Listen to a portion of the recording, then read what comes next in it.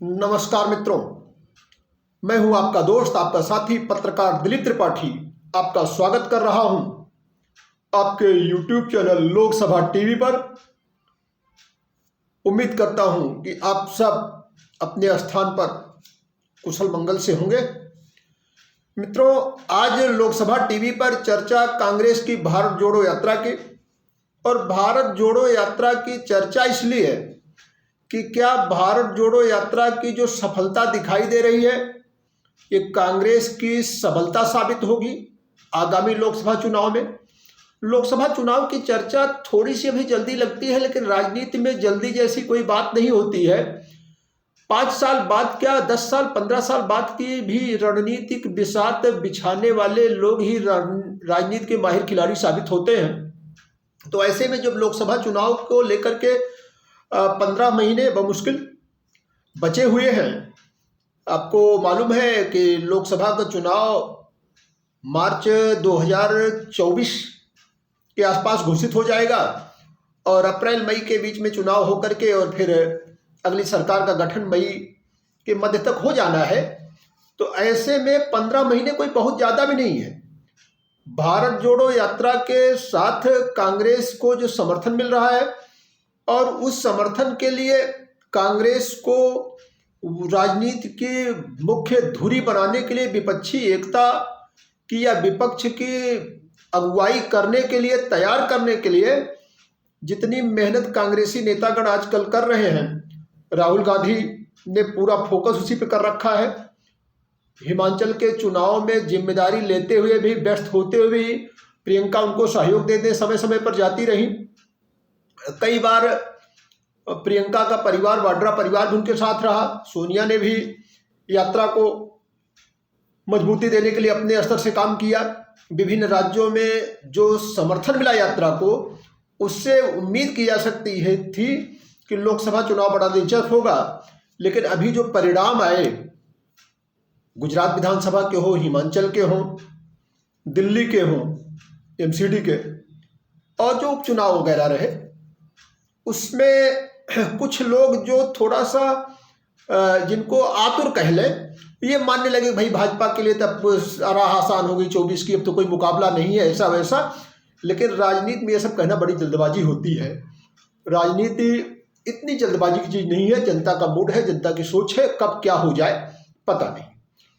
तो कांग्रेस की जो भारत जोड़ो यात्रा है, जो कांग्रेस को भी मजबूत करने का काम कर सकती थी, उसकी राह में रोड़े क्या हैं?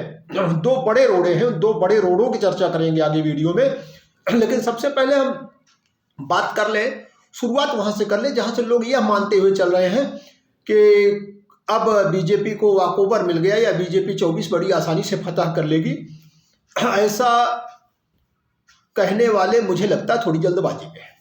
हम आंकड़ों की दृष्टि से और राजनीति को थोड़ा समझते समझाते चलते हैं और तब माने कि आने वाले चुनाव में क्या तस्वीर बनेगी, यह इस विश्लेषण से स्पष्ट हो पाएगा। सबसे पहले हम बीते चुनाव की बात कर लेते हैं। ठीक है, गुजरात में बीजेपी ने एक तरफा जीत दर्ज की, लेकिन हिमाचल में उसे झटका लगा। दिल्ली नगर निगम चुनाव में भी उसने मुंह की खाई। यूपी में मैनपुरी में हारे और रामपुर जीते। इस प्रकार से स्थितियां रही। हम बात करें तो चाहे हिमाचल हो या दिल्ली हो, हिमाचल में तो लोकसभा की 4 सीटें हैं, दिल्ली में 7 सीटें हैं। अगर हम इन्हीं चुनाव को पैरामीटर मान लें तो 11 सीटें हैं लोकसभा में। कोई बड़ा आंकड़ा नहीं है 11 सीटों का। लेकिन यहाँ एक तथ्य भी हमको ध्यान रखना पड़ेगा कि इन 11 सीटों में से 10 सीटें तो अभी बीजेपी के पास है, 7 दिल्ली के, 3 हिमाचल की। हिमाचल की एकमात्र सीट मंडी, जिस पर स्वर्गीय वीरभद्र सिंह जी की पत्नी प्रतिभा सिंह सांसद हैं, और अभी चुनाव हिमाचल के हुए और वहाँ नेतृत्व को लेकर के, विधानमंडल दल का नेता चुने जाने को लेकर के जो कुछ हुआ, उसके दूसरे तीसरे दिन ही वह जयराम ठाकुर के साथ एक शिष्टाचार भेंट करती नजर आई। हालांकि राजनीतिक गलियारों में इसकी चर्चा बहुत ज़्यादा नहीं हो पाई। आगे क्या होगा वो तो देखने की बात है। लेकिन इस ढंग से हम मान लें कि बीजेपी के लिए संभावनाएं मंडी में भी बराबर की हैं। तो अभी तो स्थिति ये है। लेकिन है क्या कि ये तो जो था एक छोटा मैच था, क्वार्टर फाइनल भी नहीं कह सकते इसको, लेकिन आगे 2024 के चुनाव के पहले 2023 भी आना है और 2023 में देश के 10 अलग अलग राज्यों में चुनाव हैं और 10 अलग अलग राज्य जो हैं वो भौगोलिक रूप से, राजनीतिक रूप से, सामाजिक सांस्कृतिक रूप से, जनांगीय दृष्टि से सब बड़ी भिन्नता वाले राज्य हैं जहां चुनाव होने हैं। तो वहां से असली पैरामीटर बनेगा, वहां से असली तस्वीर आएगी। लोकप्रियता की तो बात रहेगी ही रहेगी, साथ ही यह भी रहेगा कि कांग्रेस को वहां से क्या मिलना है। अगर हम बात करें कि शुरुआत जब होगी नए साल की 2023 की, तो पूर्वोत्तर से होगी चुनाव की शुरुआत और पूर्वोत्तर के 3 राज्यों त्रिपुरा, मेघालय और नागालैंड में चुनाव होने हैं। त्रिपुरा, मेघालय, नागालैंड पूर्वोत्तर के राज्य हैं, छोटे राज्य हैं, लेकिन मैंडेट तो उनका भी है और देश में एक संदेश तो जाएगा ही जाएगा। जैसा भी निर्णय आएगा, जैसा भी रिजल्ट आएगा, जनादेश वहां से प्रभावित होगा, कोई दो राय नहीं है। साल के मध्य में 2023 के मध्य में जो एक बड़ा चुनाव होगा वो दक्षिण भारतीय राज्य कर्नाटक में होगा, जहां अभी भाजपा सत्ता में है और वहां कांग्रेस सीधे मुकाबले में होगी भाजपा के।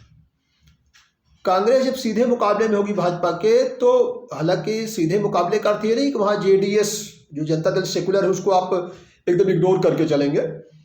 जनता दल सेकुलर का वहां एक जातीय प्रभाव और एक क्षेत्रीय प्रभाव है, लेकिन मुख्य तौर पे पूरे कर्नाटक की अगर बात करें तो मुख्य मुकाबला इन्हीं दोनों के बीच में होना है। अब अगर हम कर्नाटक से आगे बढ़े तो साल के अंत में चुनाव होना है, तो नवंबर दिसंबर में होगा। 2018 में तो नवंबर में था, दिसंबर में था, तो यही सब होना चाहिए। 5 राज्यों को चुनाव है। 5 राज्यों के चुनाव में आपका छत्तीसगढ़ होगा, राजस्थान होगा जहां कांग्रेस सत्ता में है, मध्य प्रदेश का चुनाव होगा। आपको याद आ रहा होगा कि मध्य प्रदेश में शुरुआत में कांग्रेस ने सरकार बनाई थी, कमलनाथ उसके मुखिया बने थे, लेकिन ज्योतिरादित्य सिंधिया को अपने पाले में ला करके बीजेपी ने खेल बदल दिया था और आजकल मामा शिवराज मुख्यमंत्री है, भाजपा की सरकार है। चौथा राज्य होगा तेलंगाना, वहां कांग्रेस मुख्य मुकाबले में है लेकिन बीजेपी नहीं है, और अगर है तो वहां पे भी टीआरएस को इतना कमजोर नहीं मान सकते। तेलंगाना राष्ट्र समिति ही वहां मुख्य प्लेयर है। 5वें राज्य की बात अगर हम करें तो पूर्वोत्तर का मिजोरम है जहां चुनाव होने हैं ये, और 10वां राज्य, 9 हमने बता दिया। 10वां राज्य जो होगा वो 10वां राज्य है जम्मू कश्मीर। अभी तो फिलहाल केंद्र शासित है, परिसीमन का काम हो चुका है, विधानसभा का गठन होना है, सरकार चाहेगी तो चुनाव हो जाएंगे, तो 10वां राज्य ये हो सकता है। इन 10 राज्यों में जब चुनाव होंगे तो यह 10 राज्यों की लोकसभा की कुल सीटों का गणित बैठता 121। आपको पता है कि 545 के कुल सदन में यह 121 कितना महत्व रखता है, और यहीं से तय होगा कि अगर कुल मिलाकर के यहाँ कांग्रेस बहुत बेहतर कर पाती है, अच्छा कर पाती है, तो वह 2024 के लिए विपक्षी एकता का नेतृत्व करने की प्रमुख दावेदार होगी। अब यहां हम चर्चा करेंगे कि कांग्रेस की राह में रोड़े कहां हैं, कौन है। आपको मालूम है, आपकी जानकारी में है कि दिल्ली में शीला दीक्षित को अपदस्थ करने के बाद, शीला की सरकार की विदाई के बाद कांग्रेस को अगर सिर उठाने का मौका नहीं दिया और बीजेपी के सामने मुख्य मुकाबले में तन के खड़ी है पिछले 1 दशक से, तो आम आदमी पार्टी अभी दिल्ली के चुनाव में नगर निगम के आपने देखा कि कांग्रेस की क्या दुर्गति हुई। वहां से रिप्लेस किया कांग्रेस को आम आदमी पार्टी ने। आम आदमी पार्टी ने ही लाख कोशिशों के बावजूद, कांग्रेस की तमाम व्यवस्थाओं के बावजूद आम आदमी पार्टी ने पंजाब छीन लिया उनसे। न सिर्फ छीन लिया बल्कि दुर्गत भी हो गई, उनके मुख्यमंत्री तक चुनाव हार गए। तो यह 2 जगहों पे किया, 2 जगह से एकदम बेदखल ही कर दिया। माना जा रहा है, आंकड़े गवाह है कि गुजरात में भी आम आदमी पार्टी ने कांग्रेस का खेल खराब कर दिया और कांग्रेस को सम्मानजनक सीटें भी नहीं लेने दी, संतोषजनक सीटें भी नहीं लेने दी और सबसे खराब प्रदर्शन पे ला पटका। आम आदमी पार्टी के बारे में, चूंकि राष्ट्रीय पार्टी भी बन गई इन्हीं चुनाव के बाद, गुजरात, हिमाचल और गोवा, हालांकि बड़ा रोल गोवा ने प्ले किया था पहले ही, तो अब राष्ट्रीय पार्टी बनने में गोवा और गुजरात का योगदान रहा। 4 राज्य चाहिए होते हैं, दिल्ली, पंजाब, गोवा, गुजरात, उनको मिल गया और राष्ट्रीय हो गए। राष्ट्रीय पार्टी के रूप में अब कांग्रेस का विकल्प हो जाएंगे, ऐसी चर्चा भी बहुत दबी जुबान से लोग करने लगे। अब कांग्रेस का विकल्प हो जाएंगे, जब ऐसी चर्चा होगी तो कांग्रेस को जो एक मुफ्त वोट बैंक के रूप में मिलना चाहिए था अल्पसंख्यक मतों का पूरे देश में, उसके तो प्रमुख दावेदार हो गए वो। दिल्ली में, पंजाब में, गुजरात में बड़े पैमाने पर देखने में भी आया। और जब हम अल्पसंख्यक मतों की बात कर रहे हैं, उस ध्रुवीकरण की बात कर रहे हैं, जो एंटी बीजेपी जाना जाता है वही बीजेपी के विरोध में जाएगा, ऐसी आम धारणा रहती, आम फहमी रहती है। तो उस समय में हम नहीं भूल सकते ओवैसी साहब को। पूरे देश में ओवैसी साहब अपनी पार्टी को स्थापित करने में लगे और हक हिस्सेदारी की जो बातें वो करते हैं, जिस तरह के मुद्दे उठाते हैं, उसकी चर्चा निश्चित रूप से माइनॉरिटी में ज़्यादा है। मेजॉरिटी के लोग तो उनसे आनुपातिक रूप से बहुत कम जुड़े हैं। तो अगर वो पूरे देश में विभिन्न राज्यों में विभिन्न लोकसभा सीटों पर अपने उम्मीदवार उतारते हैं और हक हिस्सेदारी की बातें करके अपने लोगों को अपने से जोड़ने की कोशिश करते हैं, आम आदमी पार्टी भी उसी में सेधमारी करती है, तो दरअसल नुकसान किसका होगा? नुकसान तो कांग्रेस का ही होना है, क्योंकि पूरे देश में मुख्य मुकाबले में तो कांग्रेस को ही आना है। अब यहाँ पर शायद लोग सहमत न हो पाए कि कैसे मुख्य मुकाबले में कांग्रेस को ही मान ले रहे हैं, तो आंकड़े पीछे से गवाह है और विभिन्न राज्यों में सरकारों के आधार पर, प्रदर्शन के आधार पर आपको इस बात को स्वीकारना चाहिए। आप इस बात को न ध्यान दें कि विभिन्न राज्यों में क्षेत्रीय छत्रप हैं और वो अपनी, तो समस्या भी वही है और संभावना भी यही है कि अगर इन 10 राज्यों के चुनाव में आम आदमी पार्टी और ओवैसी की सेंधमारी के बावजूद कांग्रेस बहुत अच्छा प्रदर्शन कर ले जाएगी, तो निश्चित रूप से जनता भी नोटिस करेगी और 24 के लिए वह अपनी दावेदारी को पुख्ता कर पाएगी। साथ ही साथ जिस विपक्षी एकता की बात होती है, लेकिन उसके नेतृत्वकर्ता के नाम पर कहीं कहीं फिर फजीहत शुरू हो जाती है। चाहे मतलब बात वही है, दूल्हा कौन बने। तो नीतीश बाबू अपने सुशासन बाबू के ठप्पे को लेकर के जब उधर गए तो एक बार उन्होंने मथने की कोशिश की, फिर थोड़ा इस बीच शांत दिखाई दे रहे हैं। कभी ममता बनर्जी के नाम पर बात होने लगती है, कभी कोई और समस्या ये है कि हर कोई अपने राज्य में प्रधानमंत्री बन के घूमता है।